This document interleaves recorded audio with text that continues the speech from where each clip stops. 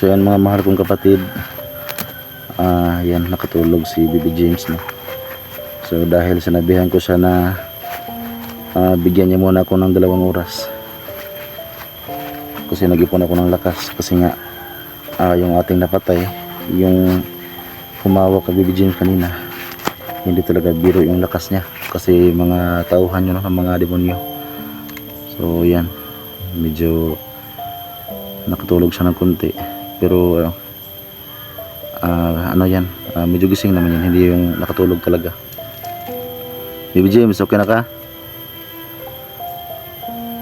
Kasi gagamutin kita ngayon.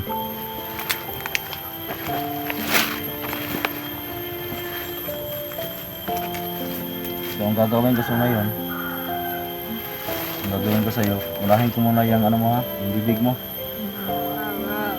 Tapos itong sa paa mo,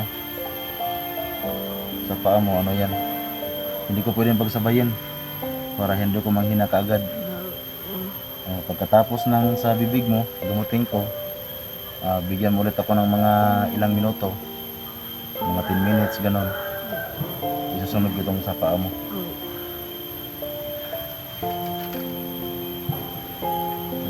So, alam ko hirap ka na ano, kasi hindi ka nakapagsalita, matagal na.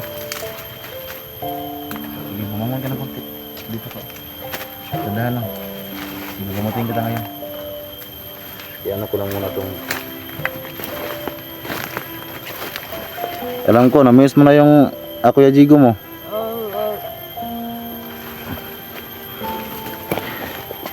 Sige, para matapos yung paghihirap mo. So, unahan tayo. Hanap tayo ng ano. Sige, dandahan lang. Dika, dito tayo.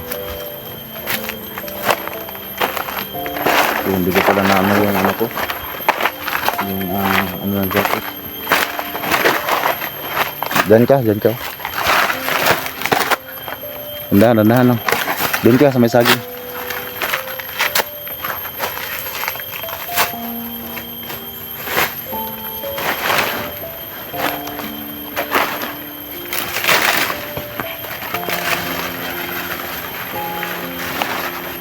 Ano, handa ka na ba na agamutin kita? Tanda mo lang yung sa paa mo, kasi alam ko masakit talaga yan.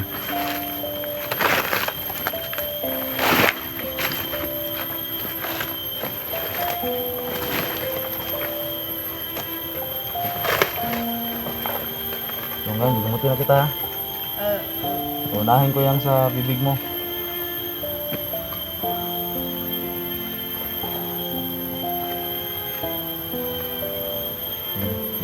Mag-focus ka lang para magamot, magamot agad natin. Ang gagawin ko, hawakan ko lang yung bibig mo ha. Sige, umpisa na natin.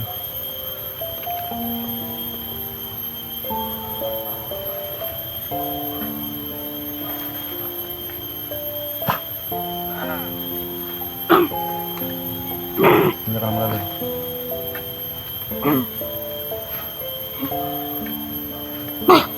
Relax lang. Huwag mo lang masyadong ano.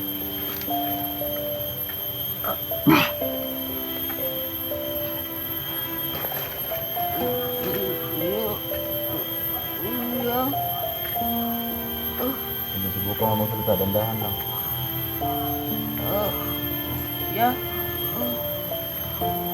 Hanap mo dito. Dandahan lang, kasi dandahan lang.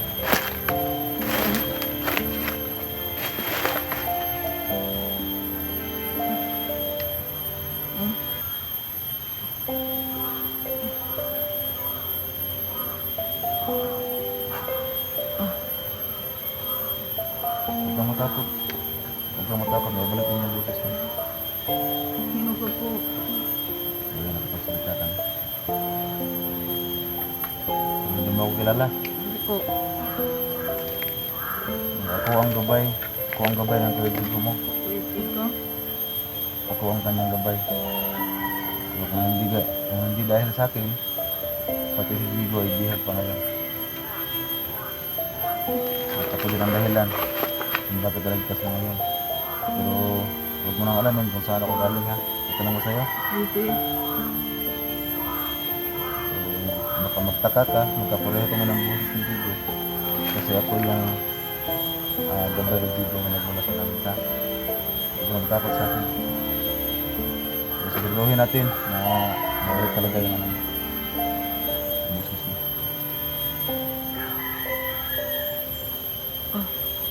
Pero gaya na aking sinabi kanina, itong sa paa mo, bigyan mo lang ako kahit mga 10 minutes. Hindi po. Susunod natin to ha. Kasi hindi ko pwedeng pagsabayin sa paggamot. Salamat. Walang ano man, walang ano man.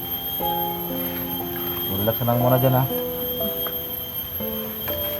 Huwag ka lang munang tumayo kasi yung paa mo hindi pa natin nagamot yan.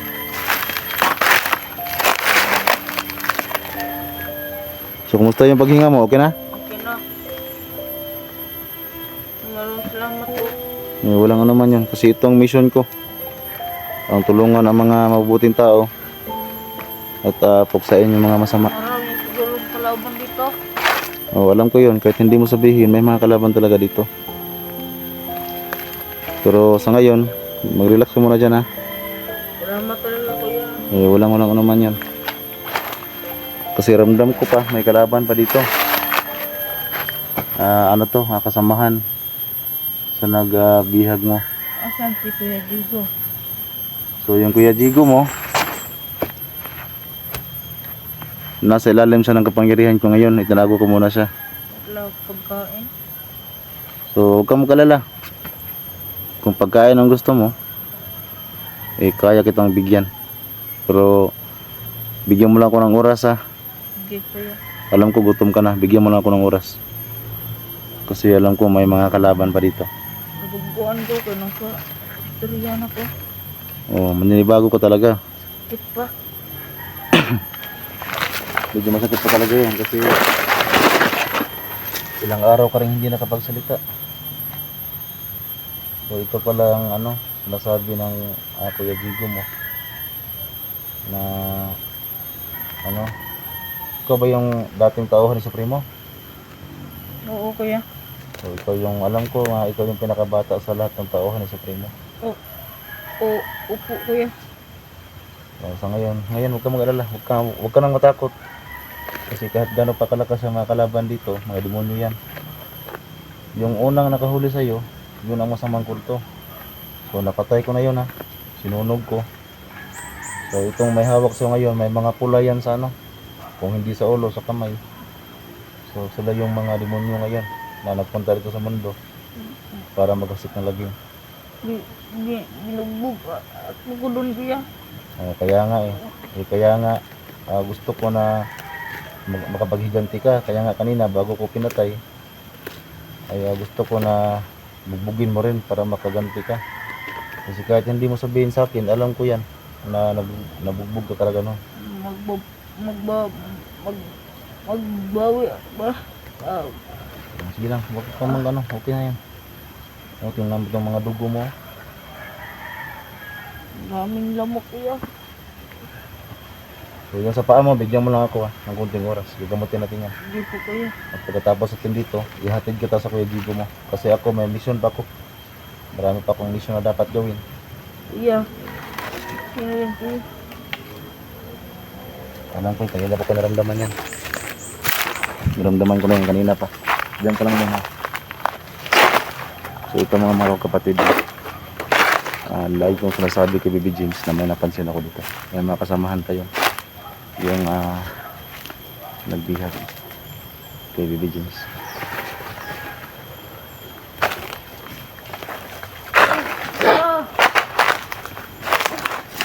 Saman ka? Isog ka? Bagbawa ko nga rin. Bali wala sa akin yan. Ha? Kana? Okay. Huwag ka matakot. Huwag ka matakot, Baby James. Nandito na ako. Ito, atras. Huwag ka Baby James ha. Wala magagawa yan sa atin. Kahit anong gawin yan. Dito. Tago ka ha. Mga demonyo kayo ha. Ano? Bali wala sa akin yan. Kahit anong gawin mo. Ha? Yeah, buka na. Matapang talaga kayo ha. Hindi yan mapatay mo Baby James. Ako nang bahala dyan. Buhay pa yan. Buhay pa kuya. Di lagi magsilbi sa kuha ng gahonin mo lagi. Baliwala sa akin talaga yan. Gahi kay kuya. Pahirapan natin to. Pahirapan natin to. Ano? Ha? James, doon ka James. Huwag ka lumapit dyan, doon ka. Atras ka doon. Yan, may buhay pa yan. So ito yung mga kapatid, no? Mga maharong kapatid. Halos magkapareho talaga yung kanilang kasuotan. Buhay pa kuya. Buhay pa na. Ito magalala. Walang, ano yan, walang magagawa sa atin. Lumiliit ang aking boses kuya. Nagbago ang aking boses kuya. Sino ba ang kaya mo? Ha? Bagay mo yan. Yun lang ang kaya mo? Huwag muna patayin kuya. Ano Baby James? Patero to? Hindi. Hindi pa? Kamaya na kuya. Hindi na maya na. Baka mawalan ka ng kampanyarihan. Sobrang lakas niyan. Imbis na gamutin ko na yung paa ni Baby James. Nandito ka pa. Wala nga sa akin yan.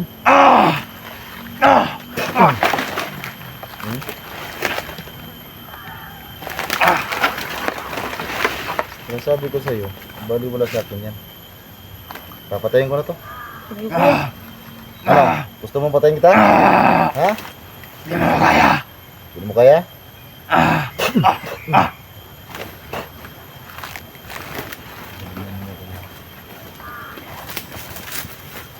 James, dito ka James. Dandahan lang. Layuan mo yan.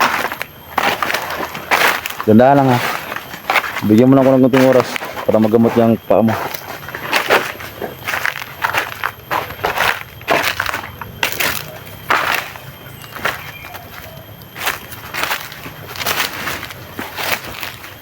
So kaya mag-alala mga marong kapatid, no? Kasi wala talaga magagawa sa atin yan. So kahit pa mahawakan nila si Baby James, wala mangyayaring ano. Basta andito lang ako. So ilayo ko lang muna si Baby James ng kunti doon. Dito ka Baby James, o dito.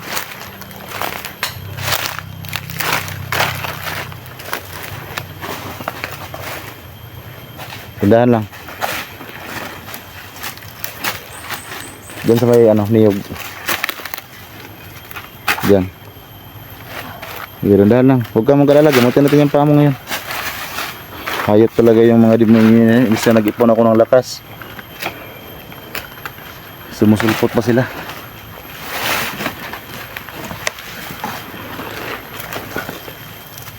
Sige, pahinga ka lang muna. Ano to kuya? Ano yan? Ito.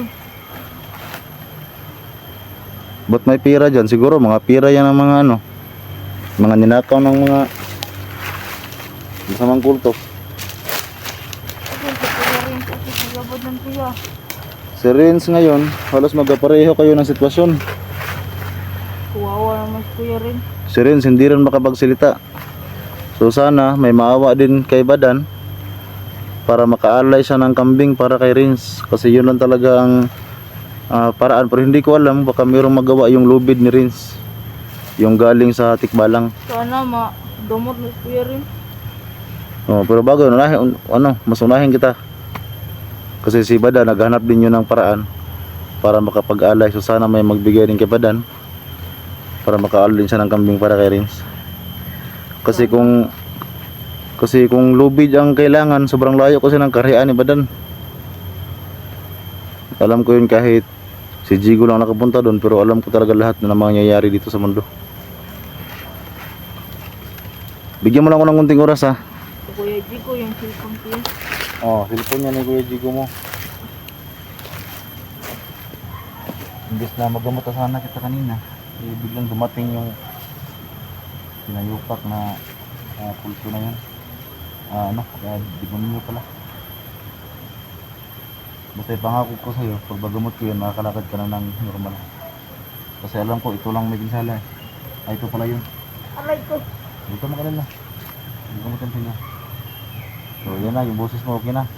Oo kuya. Nagbago ang aking boses kuya. Umiit. Yung ginit ako ng kamera. Laki yun. Hindi, nakita ko rin yung mga ano, yung mga pangyayari nyo, nakita ko yun. Yung ito, paano dala ng cellphone ni Gigo. Kasi si Gigo nung time yun, nagbiha, di ba? Oo kuya. Kaya nga, nagpunta ako sa mundo kasi hindi ko na kayang tingnan yung mga nangyari sa inyo ni Kuya Gigo mo. Salamat kuya. Kasi ang plano ko, pag nagamot kita, pati yung paa mo, ihahatid kita doon kay Gigo ha. Kasi may mission pa ako eh. Marami pa akong mission. Kasi nagkalat itong mga demonyo dito ngayon. Sige kuya. Yun talaga pakay ko kung bakit ako nandito sa mundo. Kunting oras na lang talaga. Gamitin ko yung paa mo. Pahinga ka lang muna.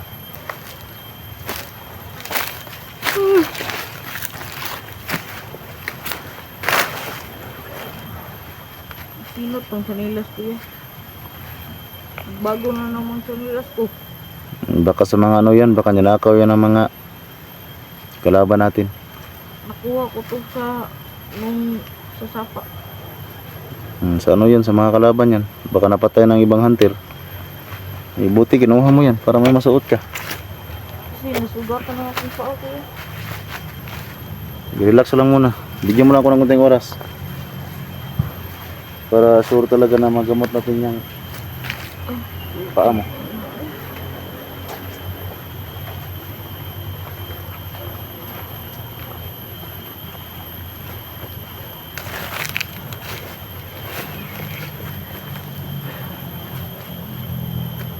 Yung paghinga mo, okay na? Okay na kuya. So okay na yung pagsalita mo. Yung sa paa na lang yung problema natin. Malapit na talaga, hintay lang. Mga 2 minutes, bigyan mo ako ng 2 minutes para Balang akong paa kuya. magamutagan natin yan. Dapat makuha to. Hindi, yung bala, ano yan. Basta magamot natin yan, mawala yan. Matutunaw yun sa ano.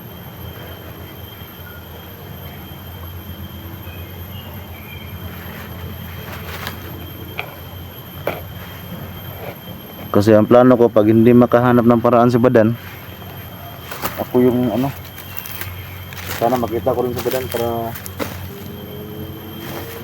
makausap ko si Badan. Sana hindi siya matakot sa akin. No? Pero alam ko naman na malakas din yung si Badan. At sa alam ko rin na may sanib na ako. Meron niyang punya kuya. Ha? Meron niyang punya. Nakita ko nung biyak kuya. Alam na. Yung pati ako, alam ko talaga lahat ng mga gamit nila. Kasi kahit hindi na ako kilala. Pero ako, lahat ng hunter, kilala ko lahat. Nabay Yung mga niya gamit ako. nila. Ano lang yung ko daw, yung natawan na bata daw. Yung kulto na yun, nakakapatid yun sa ama ni Gigo. So, gumamit lang ang katawan ng bata. So, yan. Kunti na lang talaga, kunti na lang. Gamutin natin yung paa mo.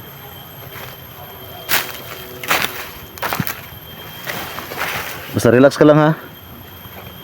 Kagaya ng paggamot ko kanina. Sige, gamutin na natin to. Nakapag-ipon ako ng lakas.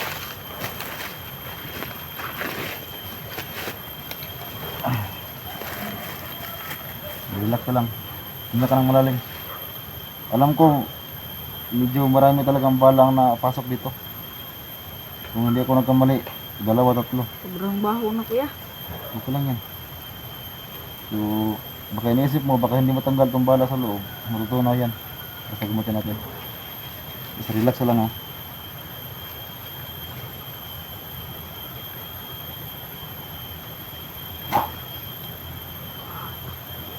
Ay! Ah! Relax lang, huwag ka magalala.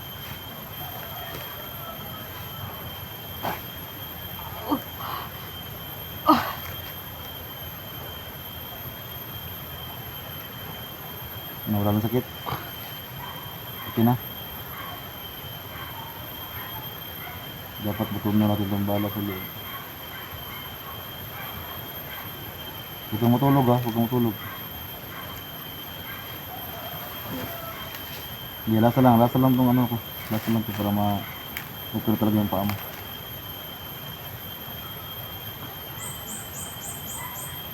Oh. Oh. Yeah.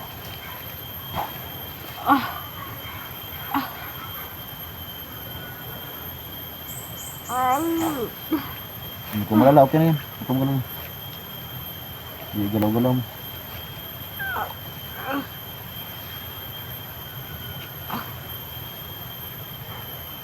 Okay na to.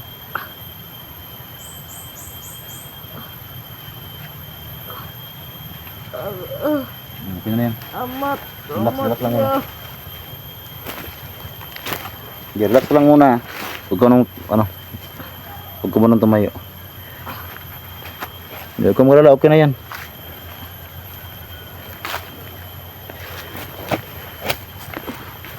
Okay na yan.